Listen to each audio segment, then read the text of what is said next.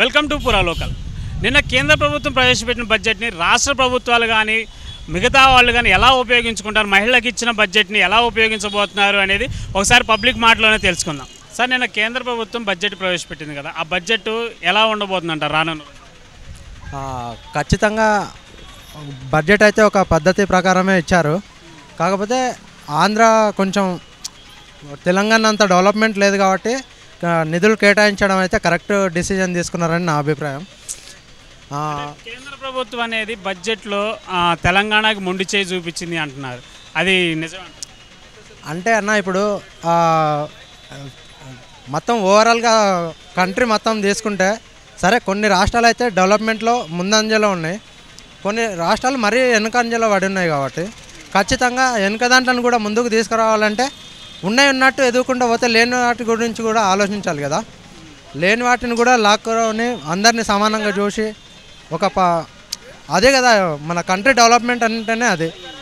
ఏదో ఒక రాష్ట్రం బాగుపడి ఇంకొక రాష్ట్రం వెనకాల ఉంటే అది కంట్రీ బాగుపడినట్టు కాదు కదా. కాకపోతే సరే ఈసారి మళ్ళీ ముందు బడ్జెట్ సమావేశాల్లో తెలంగాణ కూడా వచ్చే అవకాశాలు చాలానే ఉంటాయి కదా.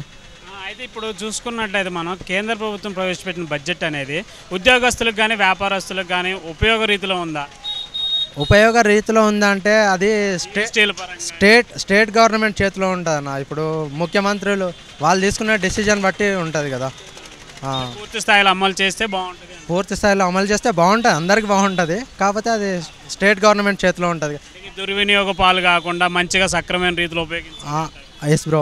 ఇంకోటి ఏంటంటే వాళ్ళు ప్రవేశపెడుతున్నారు, దాన్ని ఎట్లా యూజ్ చేసుకోవాలనేది రాష్ట్ర ప్రభుత్వం డిపెండ్ అయ్యి ఉంది. అంతే కదా. అంటే ఇంక ఎంప్లాయీస్కి వచ్చేసరికి జిఎస్టీ పరంగా వాటి పరంగా ఎంప్లాయీస్ ఏముందండి, వాళ్ళు చిన్న చేప, ఇంకా చాలా పెద్ద చేపలు ఉన్నాయి కదా. సో దేశం గురించి ఆలోచిస్తే ఓ పద్ధతిలో ఆలోచించాలి, కేవలం ఎంప్లాయీస్ గురించి ఆలోచిస్తే ఓ పద్ధతిలో ఆలోచించాలి. ఏదైనా కొంత మిడిల్ క్లాస్కి ప్రయోజనం ఉండేటట్టుగా చేస్తే బాగుంటుందని నా అభిప్రాయం. అంటే మహిళలకు కూడా మంచిగా పథకం అనేది పెట్టారు. 4 లక్షల వేల కోట్ల వరకు పెడుతున్నామని చెప్పేసి అన్నారు వాళ్ళ అభివృద్ధి కోసం. అది సాధ్యపడుద్ది అంటారు? బహుశా పడచ్చు పడకపోవచ్చు మనకు తెలియదు. ఆ డబ్బులు ఉన్నట్టయితే పర్వాలేదు. మగవాళ్ళ కోసం కూడా ఏమైనా చేయండి మీరు. మగవాళ్ళు కూడా అలమటించిపోతున్నారు. మగవాళ్ళకి ఇప్పుడు చూడండి, బస్సు కోసం వెయిట్ చేస్తున్నాము. ఆడవాళ్ళకి 2 బస్సులు వచ్చినాయి, వెళ్ళారు. అది పూర్తిగా ఖాళీగానే వెళ్ళింది, మగవాళ్ళంతా ఉన్నారు. సో సమతుకంగా ఉండాలి. మన దేశంలో మగవాళ్ళు సమృద్ధిగా ఉన్నారు, ఇప్పుడు ఆడవాళ్ళు సమృద్ధిగా ఉన్నారు. సో మనం కొంచెం బ్యాలెన్స్డ్గా, ఈక్విటబుల్గా, ఫెయిర్గా, రెసిప్రోకల్గా చేస్తే న్యాయం చేకూరుస్తుంది అందరికీ. కేవలం మహిళలకి చేయకూడదు, కేవలం మనకి మగవాళ్ళకి చేయకూడదు, అందరికీ సమానంగా ఉండాలి. కొంత అందరూ బతకాలనేటువంటి ఉద్దేశంతో చేయాలి. ఇప్పుడు కేంద్ర ప్రభుత్వం అన్ని రాష్ట్రాల గురించి మాట్లాడి తెలంగాణ గురించి, తెలంగాణకి సంబంధించిన బడ్జెట్ గురించి మాట్లాడలేదన్న, దాని గురించి ఏమన్నా? బహుశా వాళ్ళకి ఇంతకుముందు ప్రభుత్వం కొంచెం ఘాటుగా పెట్టిన మాటలు బాగా గుర్తుకొచ్చి ఉంటాయి. సో మనం కూడాను కేంద్ర ప్రభుత్వంతో స్నేహంగా ఉంటే మనకి కావాల్సిన అన్ని ఏర్పాట్లు జరుగుతాయని చెప్పి నా విశ్వాసం. మనం ఎప్పుడు కూడాను కొలాబరేటివ్గా, అంటే సహకారంగా మన పనులు మనం చూసుకోవాలి. ఏదో ఇంకోళ్ళని దూషించి, ఇంకోళ్ళని ద్వేషించి ఏదో మనకి మేలు కావాలంటే కష్టం. అంటే ఇప్పుడు ఇది ఎట్లా ఉంది అంటే ఒక రాష్ట్రాన్ని వదిలేసి మిగతా రాష్ట్రాలకు అన్యాయం చేయటం అంటారు కదా. అది అలా అనిపిస్తుంది. ఇప్పుడు ఆకలేసిన పిల్లాడికి తల్లి అన్నం పెడుతుంది, ఆకలి వేయని పిల్లాడికి అప్పుడే పెట్టదు. సో వివిధ రాష్ట్రాల్లో ఎక్కడ ఆకలి ఉందనేది గమనించుకుంటారు. కొంత మనకు కూడా విశ్వాసం ఉండాలి. మనం మన అభివృద్ధి, మన బ్యాలెన్స్డ్ బడ్జెట్, మన గ్రోత్, జీడిపి, మన ఎదుగుదల, మన క్వాలిటీ ఆఫ్ లైఫ్ అవి మనం ఫోకస్ చేయాలి. అంటే రానున్న రోజుల్లో తెలంగాణకు మంచి బడ్జెట్ ఇచ్చే అవకాశం. తెలంగాణ అద్భుతమైన ప్రదేశం, ముఖ్యంగా దానిలో హైదరాబాద్ మరింత అద్భుతమైన ప్రదేశం. మనం దీని మీద, ఈ పునాది మీద ఇంకాస్త గట్టిగా నిర్ణయించుకుని పథకాలు, ఏదైతే అందరికీ ఉపయోగించే పథకాలు, ఎదగడానికి అవకాశం ఉండేటువంటి పనులు, ప్రాజెక్టులు అట్లా చేసుకోవాలని చెప్పి నా అభిప్రాయం. మనకి అందరూ మేలు చేస్తారని చెప్పి అనుకోకూడదు, ఎవరో వస్తారని ఏదో చేస్తారని ఎదురు చూడకూడదు. మనం మన స్థాయిలో మనకి ఎంత శక్తి ఉంటే అంత ఖచ్చితంగా ప్రయత్నం చేస్తూ మనం ముందుకెళ్ళాలి. ఇంకోళ్ళు చేయలేదని చెప్పి బాధపడకూడదు. అంటే ఓవరాల్గా కేంద్ర ప్రభుత్వం ప్రవేశపెట్టిన ఈ బడ్జెట్ అనేది ఎలా ఉండబోతుంది ఫ్యూచర్లో? అమెరికాలో ఉన్న బడ్జెట్ కంటే చాలా బాగుందండి. కానీ మన తెలంగాణకి మరింత చేస్తే బాగుంటుంది.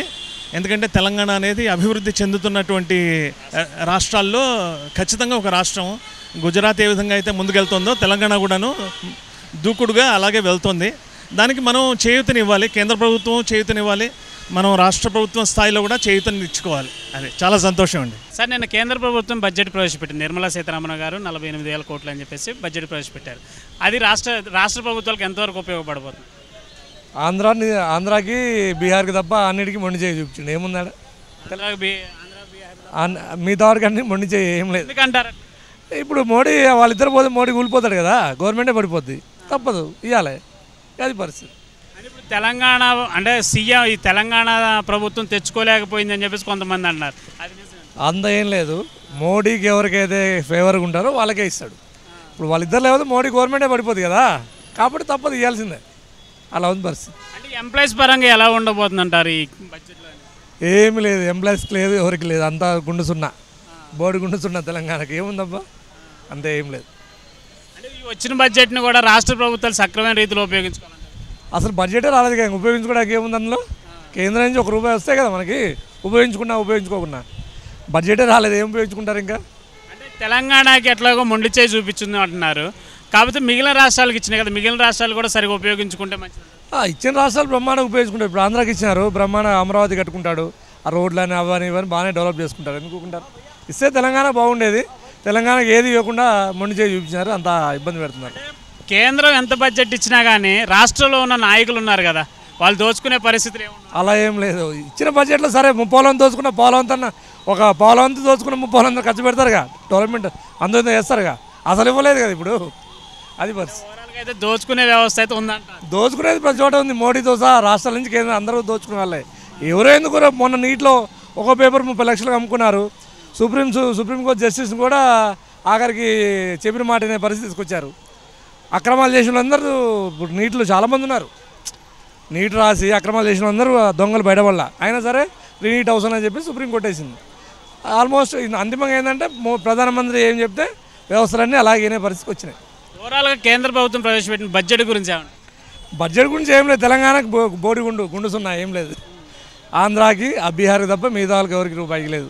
అన్న రోజుల్లో కేంద్రం కూడా తెలంగాణకి బడ్జెట్ ఇచ్చే అవకాశాలు లేవు. ఇంక ఇవ్వరు కదా. ఇప్పుడు ఇక్కడ కాంగ్రెస్ ఆడ బీజేపీ పెట్టిస్తారు. ఇప్పుడు బీజేపీ వాళ్ళు కాంగ్రెస్ బీజేపీ అయినా కానీ ప్రజలు కదా నష్టపోయేది.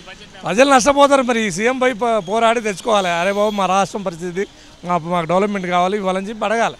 వీళ్ళు మన దగ్గర నుంచి బీజేపీ నుంచి 8 మంది మంత్రులు ఉన్నారు, వాళ్ళు ఏమి చేయరంటారు? బీజేపీ వాళ్ళు మంత్రులున్న లాభం ఏముందంటే, ఇప్పుడు మోడీ గారు ఇవ్వండి, మంత్రులైనా ఎమ్మెల్యేలు ఎంపీలు ఎవడేం చేసేది ఏం లేదు.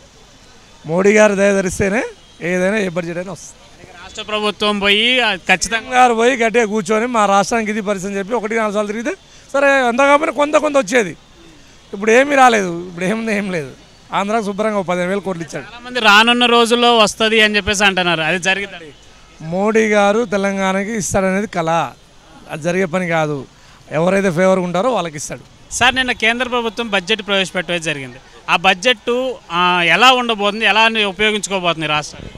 ఇప్పుడు రాష్ట్రంలో అంటే ఇప్పుడు సీఎం రేవంత్ రెడ్డి గారు ఉన్నారు. కరెక్ట్ చూస్తే అయితే బీజేపీ పరిపాలన ఉంది సెంట్రల్లో, అది కాంగ్రెస్లో ఉంటే బాగుండేది. ఫండ్స్ రిలీజ్ అవుతాయి కొంచెము, బడ్జెట్ కూడా. ఏంటంటే ఇక్కడ బడ్జెట్ లేదు, ఇక్కడ యాక్చువల్లీ స్టేట్లో బడ్జెట్ లేదు. మరి వచ్చేసి ఇప్పుడు కూడా మరి మోదీ గారు అయితే హామీ ఇచ్చారు, ఇక్కడ కూడా రేవంత్ రెడ్డి గారితో పాటు కలిసి ఉంటాం మేము చేస్తామంటున్నారు. కానీ మరి ఏమో తెలియదు ముందు మాకేందంటే వచ్చేసి రాహుల్ గాంధీ గారు ఉంటే బాగుంటుంది కొంచెము. ఇక్కడ స్టేట్ వైజ్ సెంట్రల్ వైజ్ కూడా ఉంటే బాగుంటుంది. ఏమైనా పనులు కూడా చేసుకోవచ్చు. ఎందుకంటే బడ్జెట్ లేక ఎన్నో పనులు ఆగిపోయినాయి ఈరోజు స్టేట్లో. ఏం చెప్పినా కూడా బడ్జెట్ లేదు అంటున్నారు. ప్రతి డిపార్ట్మెంట్లో కానీ బడ్జెట్ లేదు అంటున్నారు. ఇప్పుడు ఆర్టీసీ చూసుకోండి, మీరు ఆర్టీసీ ఫ్రీ చేశారు, కానీ ఆర్టీసీకి ఎంత లాస్ తెలుసా మీకు? ఆర్టీసీలో ఈరోజు ఖచ్చితంగా ఈరోజు మనము ప్రతి ఒక్కరు టికెట్ తీసుకొని ఎక్కుతున్నాం. ఆర్టీసీకి ఎంత లాభము? ఇలాంటిది పెట్టేసి ఆర్టీసీకి అనేది ఎంత నష్టమైందో తెలుసా మీకు? ఇలాంటి చాలా. ఇప్పుడు కేంద్ర ప్రభుత్వం ప్రవేశపెట్టిన బడ్జెట్ ఓవరాల్గా దేశ అభివృద్ధికి ఎలా ఉపయోగపడబోతుంది అంటారు? అది మీరు చెప్పాలి, నేను చెప్తాను, చెప్పండి, మీకు తెలియాలి దాని గురించి. మీ అంచనా? బడ్జెట్ వాళ్ళు ఎంత రిలీజ్ చేస్తారో తెలియదు కదా. బడ్జెట్ 48,000 కోట్ల వరకు ఇస్తామని చెప్పేసి అన్నారు. అవునండి, అందాలిగా ఇక్కడ వరకు అందాలిగా. ఇక్కడ అంతే చెప్పొచ్చు కదా. అందంది ఎట్లా చెప్తాను చెప్పండి. అందాలి ఫస్ట్. ఇప్పుడు వీళ్ళైతే ఖచ్చితంగా పనిచేసే వాళ్ళు ఉన్నారు కాంగ్రెస్ వాళ్ళు. ఎక్కడ గతంలో కూడా కాంగ్రెస్ వాళ్ళు పనిచేశారు. మళ్ళీ కూడా టీఆర్ఎస్ వాళ్ళు అయితే బడ్జెట్ అంతా లేకుండా చేస్తారు. టీఆర్ఎస్ వాళ్ళు ప్రభుత్వంలో వాళ్ళు అనవసరంగా వచ్చి స్టాచ్యూస్ కట్టేసి సెక్రటేరియట్ కట్టేసి 30-40 ఏళ్ళు సర్వీస్ ఇచ్చే సెక్రటేరియట్ కులోడు కట్టారు. స్టాచ్యూస్ అంత పెద్ద స్టాచ్యూ ఎస్సీ బీసీ ఓట్లు లాగడానికి అంత పెద్ద ఇది కట్టారు, స్టాచ్యూ కట్టారు. ఏం లాభం చెప్పండి? మరి బడ్జెట్ లేకుండా వేసి ఈరోజు ఇక్కడ బడ్జెట్. ఓవరాల్గా ఇప్పుడు రాష్ట్ర ప్రభుత్వాలకు కానీ కేంద్రం ఇచ్చిన బడ్జెట్ అనేది పూర్తి స్థాయిలో ఉపయోగించుకుంటారు. అలాగే మహిళల కోసం కూడా ఒక ప్రత్యేకతని ఇచ్చారు. అవన్నీ పూర్తి స్థాయిలో అమలు పరచాలి సార్. అమలు పడిస్తే ఉంటుంది. దానికి అమలు పరచండి ఎట్లా చెప్తాను చెప్పండి? ప్రతి ఒక్కరికి లబ్ధి పొందాలి. ఇప్పుడు 100% 50 మందికి 50 మంది రాకపోతే లాభం కదా.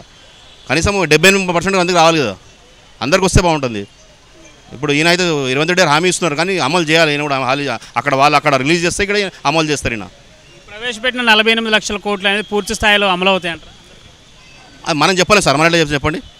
అక్కడ రిలీజ్ అవుతే ఇక్కడ వాళ్ళు వీళ్ళు చేస్తారు, వీళ్ళు చేసే పని వీళ్ళు చేస్తారు. వీళ్ళు ఏదేమైనా కానీ రాష్ట్ర ప్రభుత్వాలు కానీ కేంద్ర ప్రభుత్వం ఇచ్చిన బడ్జెట్ని పూర్తి స్థాయిలో ఉపయోగించుకుంటే అభివృద్ధి ఉంది. ఇక్కడ కానీ ఆంధ్రాలో కూడా 2 వైపులో కూడా అది ఉంటుంది. ప్రతి రాష్ట్రంలో ఉంటుంది. ప్రతి రాష్ట్రంలో ఉంటుంది. మేడం, నిన్న కేంద్ర ప్రభుత్వం బడ్జెట్ అనేది ప్రవేశపెట్టింది. ఆ బడ్జెట్ ఎంతవరకు కరెక్ట్ అనిపిస్తుంది? ఎంప్లాయీస్ పరంగా అయితే మేము చూసుకునేది మెయిన్లీ ట్యాక్స్ స్లాబ్స్. సో అంత డిఫరెన్స్ అయితే ఏం లేదు ఇంతకుముందు స్లాబ్స్కి ఇప్పటికి. మేబీ ఒకటి ఏంటంటే 7% అబవ్ అయితే రిబేట్, స్టాండర్డ్ డిడక్షన్ 75,000కి చేశారు. సో అదొకటే బెనిఫిట్. కాకపోతే ఓల్డ్ ట్యాక్స్ ప్రకారం అయితే సేవింగ్స్ అప్లై చేసుకోవచ్చు. బట్ ఈ న్యూ ట్యాక్స్లో వితౌట్ సేవింగ్స్ కన్సిడర్ చేయమని చెప్పారు. ఇంకొంచెం ఏమైనా 80C అలాంటివి ఏమన్నా పెంచుంటే, అంటే 80C క్యాప్ 1.5 దాకే ఉంది. అది ఒక 2 దాకా అయి ఉంటే మేబీ సేవింగ్స్కి ఎక్కువ మొగ్గు చూపుండే వాళ్ళేమో జనాలు. సో ఎంప్లాయీస్ పరంగా మేము అయ్యే ఆలోచిస్తాం, సేవింగ్స్ ఎక్కువ ఉంటే బెటర్ అని. మహిళల అభివృద్ధి కోసం 4 లక్షల వేల కోట్లు పెడతామని చెప్పేసి అన్నారు. అవి సాధ్యమవుతాయి? గవర్నమెంట్ లోకల్గా కరెక్ట్గా ఉండి అమలు చేస్తే బాగానే ఉంటుంది. సో వాళ్ళు ప్రవేశపెట్టారు, బట్ కామన్ పీపుల్కి ఎలా రీచ్ అవుతుంది అనేది నాట్ ష్యూర్. అంటే కేంద్ర ప్రభుత్వం ప్రవేశపెట్టిన బడ్జెట్లో తెలంగాణ ప్రభుత్వానికి మొండి చేయి చూపించిందని చెప్పేసి అంటున్నారు. Actually I'm from AP. It is benefit to AP actually budget. అంటే ఏపీలో లాస్ట్ 5 years పాలన చూసుకుంటే ఇట్ ఈస్ నెగిటివ్ ఇంపాక్టెడ్ అనమాట. అది దృష్టిలో పెట్టుకొని ఇచ్చింది. కానీ ఒక మేబీ బడ్జెట్లో కాకుండా విడిగా ఏమన్నా ఇవ్వచ్చేమో అడిగితే. ఓవరాల్గా అయితే కేంద్ర ప్రభుత్వం బడ్జెట్ బెటర్ అంటారా ఇప్పుడున్న? ఓకే. ఇక పూర్తి స్థాయిలో ఎలా ఉంటుంది అనేది అయితే చూడాలండి. ఇంప్లిమెంట్ అయితే కదా తెలుస్తుంది. ప్రస్తుతానికి అయితే డబ్బులు అయితే పెట్టారు. అవి ఎంతవరకు రీచ్ అవుతాయి అనేది నాట్ షూర్ కదా. చూశారు కదా, ప్రజలైతే మట్టికి ఇచ్చిన బడ్జెట్ని పూర్తి స్థాయిలో రాష్ట్ర ప్రభుత్వాలు ఉపయోగించుకుంటే చాలా మంచిది అని చెప్తున్నారు. అలాగే తెలంగాణకి మొండి చేయి చూపించినట్టుగా రానున్న రోజుల్లో కేంద్ర ప్రభుత్వం తెలంగాణకు కూడా బడ్జెట్ ఇచ్చింది అనేది చెప్పడం జరుగుతుంది. కెమెరామెన్ సత్యతో ఖమ్మం బాబు, పూరా లోకల్.